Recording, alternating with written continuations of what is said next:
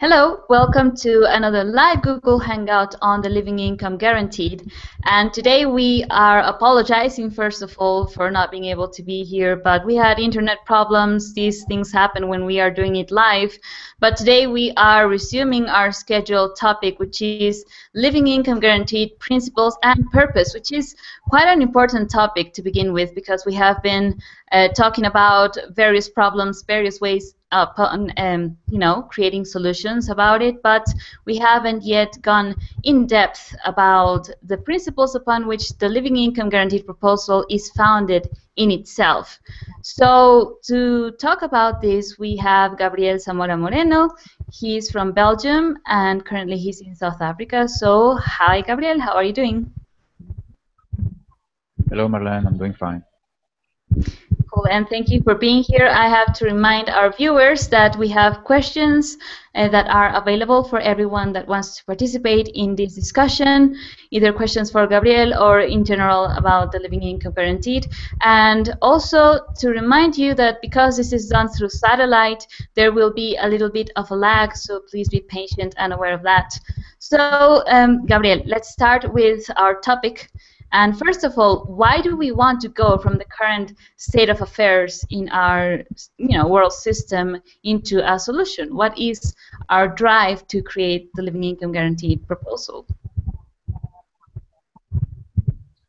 Well, I would say that the point where we're doing this is the observation that the current system is, in essence, unable to be a beneficial system for everybody, and also the observation that the reason why that is because the current system is not a system based on principles, but rather an outflow of historical actions, where today not everybody, but some people try to make the best of it, but in essence we can conclude that it is failing.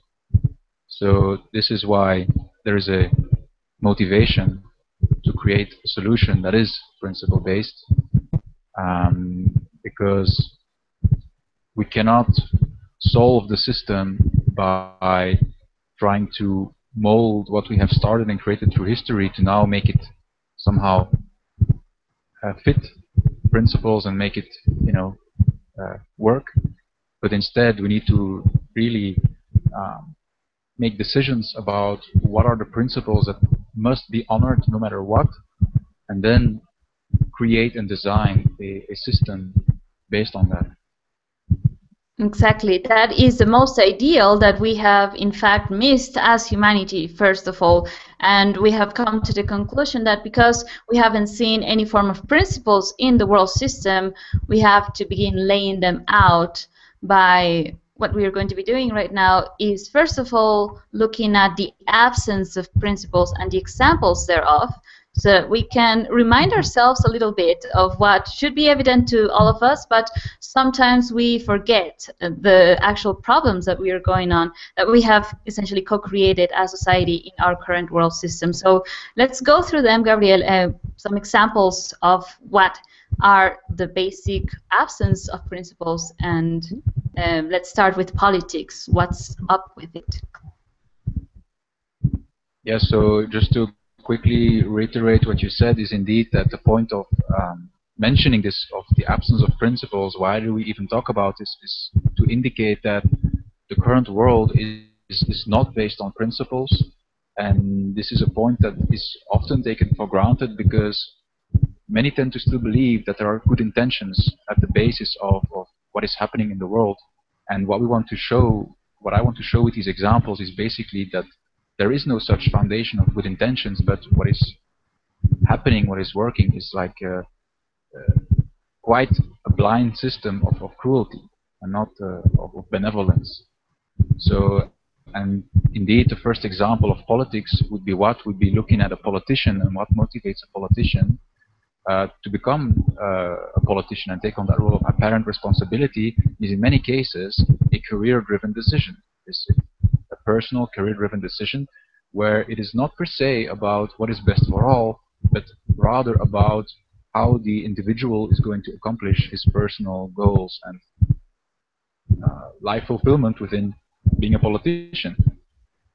So this is indeed an example of how society is not principle-based, where in politics would be the actual arena where you would expect principle to be. It's actually the arena par excellence where principle should be present and prevalent, but what you see is the actual opposite.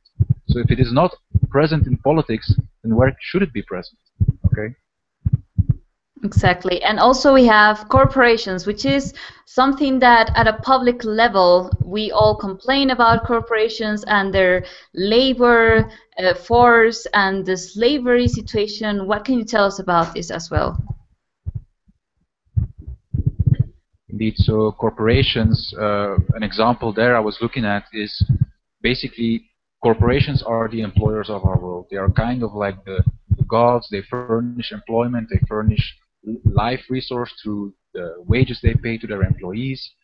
Now, what happens when a corporation moves their activities, they relocate activity to, for instance, a country or a location in the world where labor is cheaper, they can essentially do that. And there's not so much governments can do to stop them, to protect them, to convince them to do otherwise. And from that perspective, we see again that that which gives life, which is money, which is income, the means to live, is not being dictated by principles about what is the value of life and what kind of life people have a right to. No, it is driven by corporate decisions about where the best profit can be made. So that which is one of the core principles of our life, which is our very sustenance, our sustainability through income, is not being decided by any principle whatsoever, but only a profit-driven calculation. Exactly, and this is something that all of us are actually also paying for, because the prices that we might get also at a very low price, for example, it implies that someone is not being fairly paid for their labor at some of these corporations. So that's also another example of the absence of principles. What about the resource allocation? Where are principles absent in that? Well, a nice example you can look at there is the whole perception of scarcity that is being created, where we justify the existence of poverty and lack of nourishment in the world that exists, and starvation, by saying there's not enough resources. Now, the fact is that resources are deliberately being destroyed as a means to manipulate prices, for instance, or resources are being distributed only to those who have money to pay for it, which is another clear example of the absence of principle, because if principle were present, everybody would receive equal access to resources. Instead, only those with money are allowed access to that which sustains them. So there is no principle present whatsoever. There is only money and self-interest present. And in conjunction to this, we also have the usual talked about problems, which is poverty, starvation, and seemingly there being no solution. But you're talking that the real problem is that people don't have access to these resources. So is then poverty and starvation actually a man-made problem? What are the principles lacking there? This is a very interesting question, because this problem is firstly by saying that poverty and starvation have always existed. Okay. However, in this day and age, this reasoning has become irrelevant. Why? Simply because we have become technically able and capable of facilitating sustainability for everybody, meaning nourishment for everybody. There's largely enough technology and workforce available to actually sustain everybody. This is what the whole industrial revolution was based on, is the realization, fuck, we're able to provide for everybody. But then it just didn't come through. Something went wrong. Exactly, and that's mostly the foundation of the world system in itself that has been the problem, because there are enough resources. And as another point here is the whole depopulation agenda that is being proposed by the Malthusian idea that, you know, there is too many people in the world and there is a lack of resources.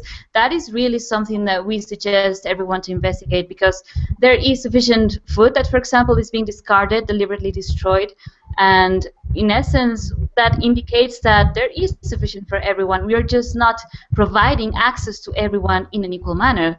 So what do you have to say also about this? Because I know that it is part of the corporate idea of also, destroying food and kind of accepting this deliberate destruction of our resources for keeping prices in the market. Right. So I didn't hear that last question very well. I'm sorry. Yeah, let's move on to the second one, because it was simply like an extra point based on how corporations deliberately destroy products in order to keep their prices in the market, and that there is sufficient for everyone in essence. We're just not giving to everyone access to it. So another problem that also comes from the corporate policies is planned obsolescence. What can you tell us about this?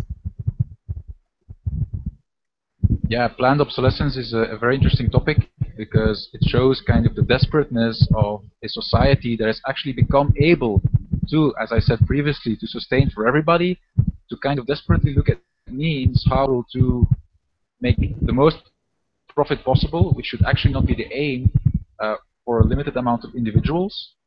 Instead of focusing on how wealth can be achieved for everybody, tactics are devised to increase the wealth of a few at the expense of others, and planned obsolescence is simplistically the idea of sabotaging goods so that they just break down after a set amount of time, so that you would have to buy new ones. Now, in a normal, respectful relationship, you would never give something to somebody that is sabotaged. Why would you give somebody a sabotaged present? That's like so messed up, you know. But that's Exactly. actually what we do, and it's completely respected. And also, there is this sense of victimization, as usual, toward this infernal machine of the world system. What can you tell us about it as our lack of principles as individuals, then? Yes, so yeah, in terms of the victimization, I would say this got to do with powerlessness. So we have accepted powerlessness towards society and politics, which undoubtedly has got to do with the fact that there's so many people on Earth now, and things are portrayed as being very chaotic and unintelligible and difficult to understand. But within all this, what is missed is that creating the world is people individually, nothing else. So even though everybody's confused about what's happening, it's everybody's actions together that is still creating the world. And that is what is being missed, and that is actually the key to changing it, is that there is actually a way to go back to simplicity and coming to agreements about what it is we want, and based on that, coordinate action and change.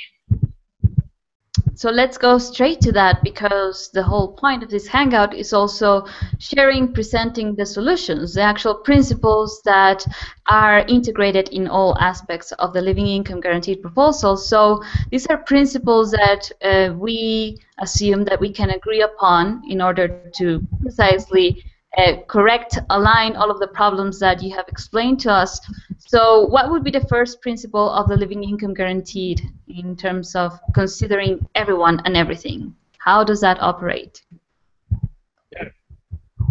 Yes, indeed, because if we've looked at the absence of principle, it was actually implied that why there is no principle is that because not everybody is taken into consideration. So if we want to go from a non-principle-based society to a principle-based society, the first point that needs to be agreed on is exactly that everybody needs to be taken into consideration. So there cannot be relationships where certain groups or strata in society are made to benefit from others at their very expense, which is currently very much the case.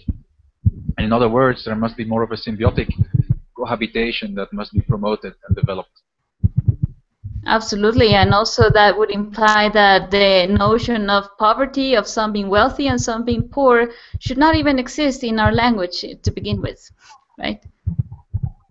No, indeed, because as we have seen, it is all man-made as an excuse in the first place to exist. Okay, let's go on to the second principle, which is something that we mention quite often throughout these hangouts, which is the principle of what is best for all. What do we actually imply in the living income guaranteed with this? Okay, best for all means that when we look at the living income guaranteed, it is very clear that some things need to be, some things must be redesigned, remolded. It's like a form of engineering and adjusting. Now, best for all means that what is being done must be done within the consideration of everybody in the current system. So it's not like a top-down decision or implanting something. Rather, it is really looking at what is here. Who are the people that are here? And with those people, create a system for everybody. That is what it means to do what's best for all. Yes, exactly. Instead of denying the access of, for example, basic services such as water, food, electricity, education, all of these that has become even a luxury to many people around the world, to make it something that is genuinely available, a guaranteed given living right. And so that is what is implied within what is best for all, because those are basic human needs that we require to provide to everyone in essence. So let's move on to the third principle, which is also something that I see very much a necessity upon looking at all of the absence of principles here. Self-responsibility. How does that apply in the living income guaranteed? Right. The first point, how self-responsibility is relevant, is if you look at the current developing stages of the league proposal. Okay, in the league proposal, the approach is not so much to contact and approach the currently existing establishments and politicians and demand changes, or to, let's say, revolt, or to, let's say, putting down the work and stuff like that, through kind of subversive means or any kind of activism of that sort, but instead, self-responsibility means that everybody needs to realize, okay, I am creating this, co-creating this system, and a nice way I found to look at this recently is when I looked at the point of good and bad. And I'm just going to quickly explain this. Normally when people look at the world and they see that it is quite messed up, and I'm sure everybody does see that, okay? But now how do we go about justifying that we exist in a fucked up world? Is we say it's because I'm not fucked up, I'm a good person. But the problem is that everybody says that. So in our minds we're all good people, but the result is a fucked up reality. So responsibility means, okay, maybe I'm responsible for this, and I need to invest myself. This is not a personal point or a morality point, but simply the realization I'm contributing to this, and I need to participate in a solution. Yes, exactly. It's part of our social responsibility that should be really part of our education and upbringing as part of this world, to not merely leave everything to this political elite or this political system to take care of everything, because in doing that, we're already abdicating that point of self-responsibility. Therefore, all of the problems that we currently, as you were mentioning, we demand change to the establishment, to the system, but we created the system. So if we haven't created the layout of the solution as our participation and our diligent intervention in it, then obviously nothing will work, because we aren't there taking responsibility for it. So what can you tell us about also the principle of direct democracy in this self-responsibility aspect? Yeah, I just want to mention one more point in terms of the self-responsibility, and then talk about the direct democracy. In terms of the self-responsibility, you'll also notice that in terms of how we are promoting League, how we are working on that, is we are working via public education, via internet mainly. That is a way to create awareness around these topics, which is educational. So the phase where League is in at the moment is an educational phase to create direct support for what League stands for, is to create awareness around the principles that we stand for, because everybody can agree that everybody needs to be fed. These are really simplistic things. So this is where League is currently at, and this is where self-responsibility fits in, is simply the realization that instead of demanding change, we realize that it takes time to create something like this, and the stage we're currently in is education.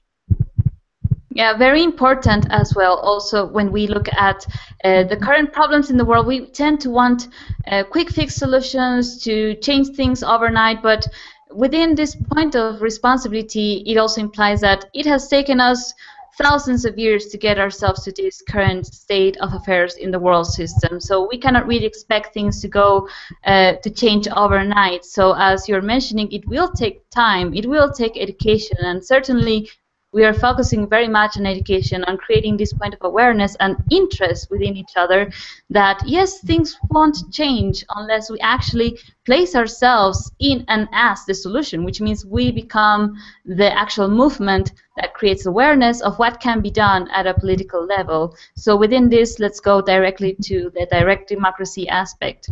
What is implied within the living income guaranteed proposal and direct democracy? Yes. So yes, what is the role of direct democracy? It's also a very interesting topic because in the current idea and the way we live democracy, it's not really democracy. So what we are suggesting is real democracy via League, and the only way to do that is via a direct participatory democracy, meaning that actually everybody participates continuously in decision making, whereas currently we actually once a year vote, but actually it's not voting, it's actually once a year abdicating responsibility. So we don't actually make any decisions, we just once a year abdicate, so we never get to participate in anything. Exactly. So direct democracy, one of the reasons why it has been promoted as being unworkable in the past is the whole idea of look at how a big society we are. Everybody cannot take part in decision. It would be too chaotic. It's logistically impossible.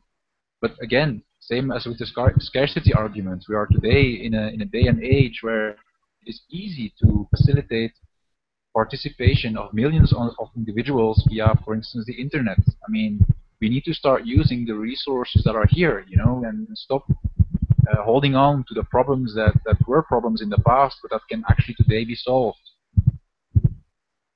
Exactly. I mean, within that concept of we don't require to reinvent the wheel, so to speak. We already have systems that are operating, functioning. They're just not laid out or founded upon the principle of making them functional to benefit everyone to live in a dignified manner. For example, if we look at banks, they'll have all our financial information if you are enrolled into one. So those systems are already in place. We would just have to reinvent or redesign the way that they function so that we can use the technology that is here to, for example, provide not only this guaranteed living income, but also to provide the right to and the responsibility of making decisions, such as platforms that are currently existent for direct democracy, liquid democracy, and what the Pirate Party, for example, is already working on. So we are more than welcoming also people that are already investigating these modes and these ways and platforms and methods to genuinely activate the sense of direct democracy, which is one man, one vote, to work with us or us working with them, because that's the whole point of the living income guaranteed as well. So, and with this, we go with direct participation or individual participation because we all have to be involved in this solution. What's your perspective on this as well? Yes, so with individual participation, this is actually to come back to the point of the separation we have currently accepted, where politics is something that's being conducted by a very select group of individuals who are supposedly aware of all the problems that exist and must be managed and resolved.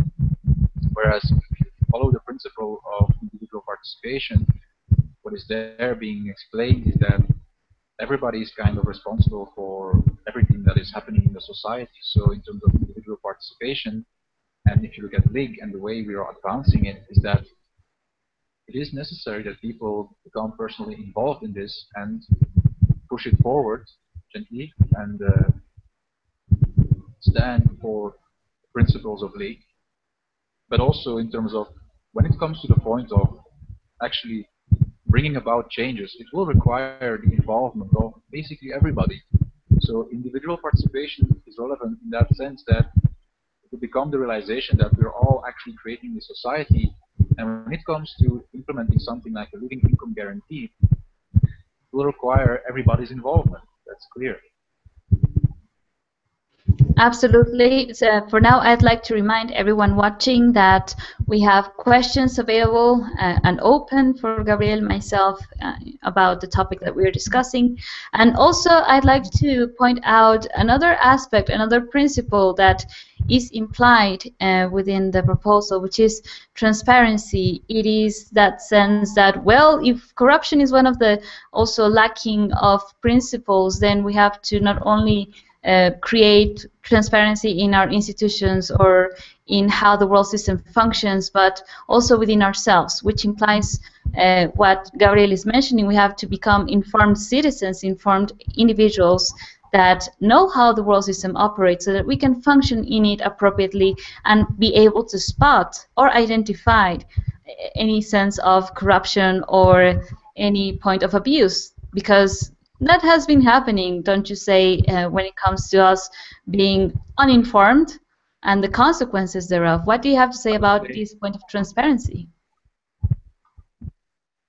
A point that for me is becoming clear in this, and why corruption has become so easy in our current day society, is because if you look at the level of education that we receive, that people receive in their public schools, at universities, what you are given in terms of information is severely limited. So as an individual, the picture you are given of reality is not an effective picture. You cannot effectively participate in society based on what you are given in the normal education. So there is a thick level of opaqueness being created as to how the system really works, even when you graduate at university. Most, I would say, are still clueless about what makes the wheels turn of society. And this is really a big problem because it opens all doors for corruption, because how will you even spot it if you don't know how the system works? Exactly, and that's also part of our aim here, part of our shared responsibility to come here and discuss aspects that we take for granted, such as believing that our education system is working fine. We have done discussions about all of the flaws that we see are detrimental to even the formation of ourselves as individual political agents, so to speak, people that are aware of how the world system operates so that we can effectively participate in. It is as if there is this massive problem that we have created when it comes to becoming complacent to things that we usually see as more valuable to us, like entertaining, just caring for our own personal well-being. But that usually is separated from anything political, anything about economics, anything about the problems, social problems going on around in the world. So as you're mentioning, how can we then complain about these things if we don't get interested in and educated in the problems in the first place? And currently, I would say you also agree that our education system is not working to precisely create and develop human beings that are aware in the totality of the sense about how things function. So we have to also, with this individual participation in all areas of our society, education, healthcare systems, financing, banking, everything has to be essentially part of the change that we have to create. It all begins with the provision of a living income as money to guarantee our living rights, to give better wages, but the proposal in itself is also founded upon the change of ourselves as individuals. So, Gabriel, what would you say about the distribution of this income as a way to make the solution sustainable? Because, you know, there is this sense that, well, what if prices go up and then we don't have sufficient money? Is the living income guaranteed proposal designed to guarantee this, or will we just go back in circles about not having sufficient money?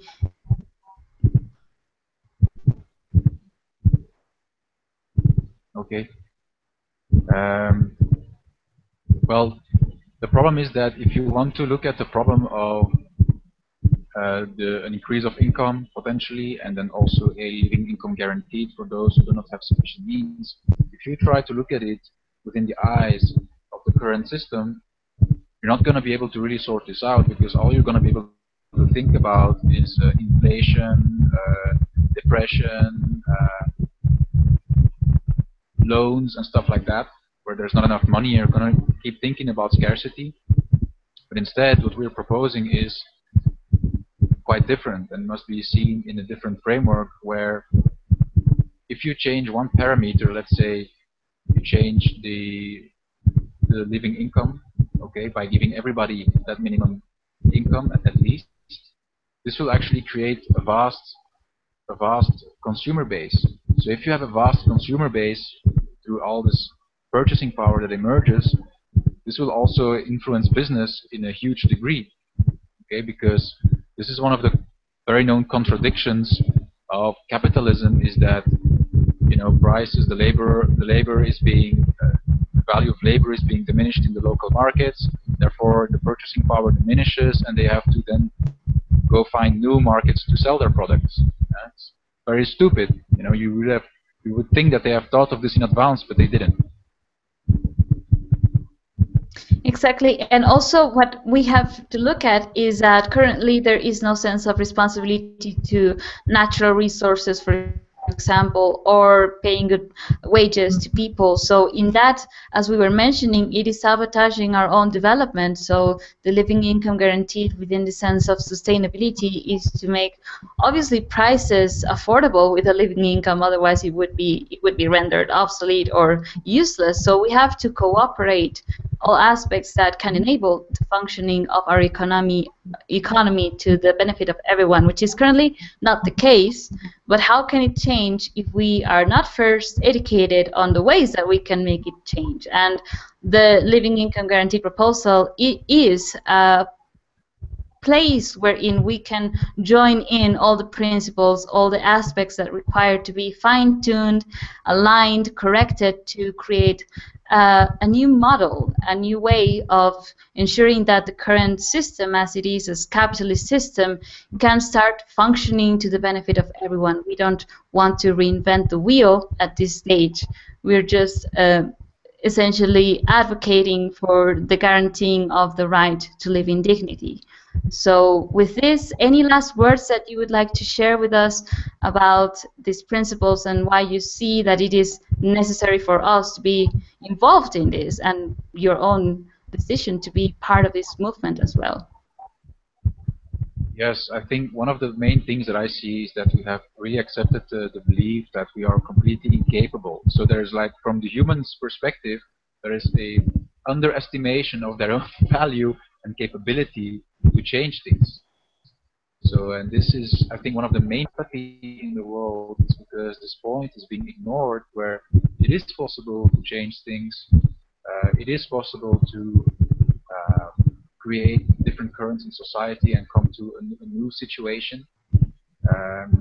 But instead, we have really accepted this idea that it's not possible. But it's not because we have personal experience having tried, you know, like 10 times or something, and we really believe, like, we can't, let's give up. Exactly, and that is part of our individual point to sort out as well, to deliberately decide to stand up and participate and become involved in things that really matter, because there are already consequences knocking at our doors, with even things like lacking water because there's no proper money being directed to ensure that the resource in itself is cared for, that it is not privatized, and that there are further systems that can make it broadly available. I mean, we are living in a 21st century, and there's people that lack yet, for example, the access to potable water, to food. And how can we, I know that you have written about this because you once mentioned that if we maybe lived in a small village, would we allow our neighbor to starve? And because we live in this big world, we believe that, well, the other one is really not near us, so it's in another country, we shouldn't care. But that's also why the living income guaranteed proposal is founded upon principles that can be globally applied and actually integrated as part of each nation's current system. I mean, we don't have to go changing everything from the foundation, but simply integrating these principles to make things work properly and to the benefit of everyone. So, any last words? Perhaps the last note on this whole point is because we talked about best for all earlier, and taking everyone into consideration is to also give another dimension to this, and this is that league is all inclusive. It is for everybody. There's no one going to be excluded, so to speak, from the system. So because if you look at the current way in which consciousness and group consciousness operates, it is always in separation to something or someone else. Where I am defined as this country or this continent, and we do this, like Europe, for instance, this is like that. It's just creating another block of separation and tension with other blocks and competition. But League doesn't work like that. It works all inclusive. So it's about including everybody and not creating dynamics of separation and then dominance.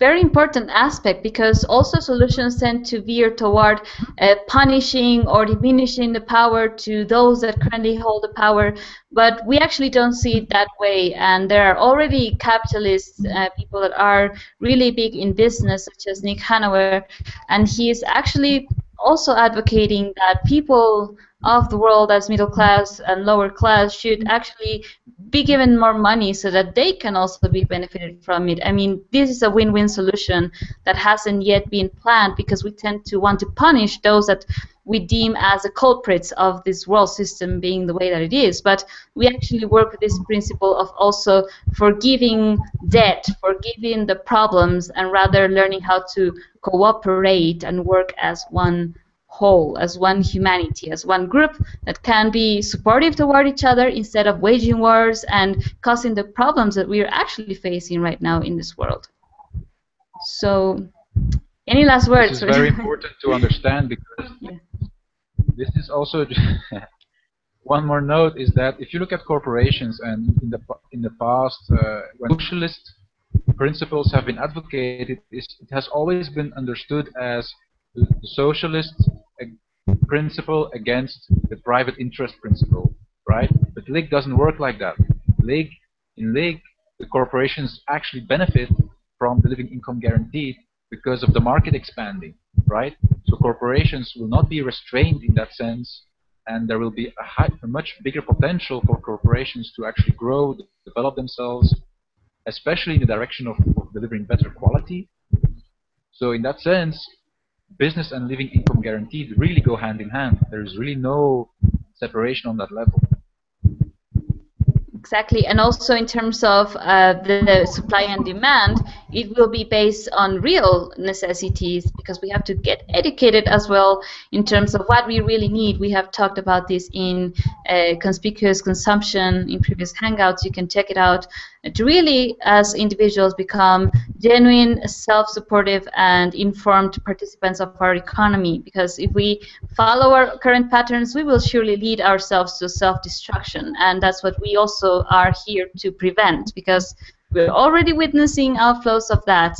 So it takes two to tango, as they say. So we have to join forces with the corporations, with the business, with the job makers, as they say, with people that are currently handling the banking systems and so forth, and to realize that we have to support each other, or else this whole boat as our world system will simply continue sinking as it is right now.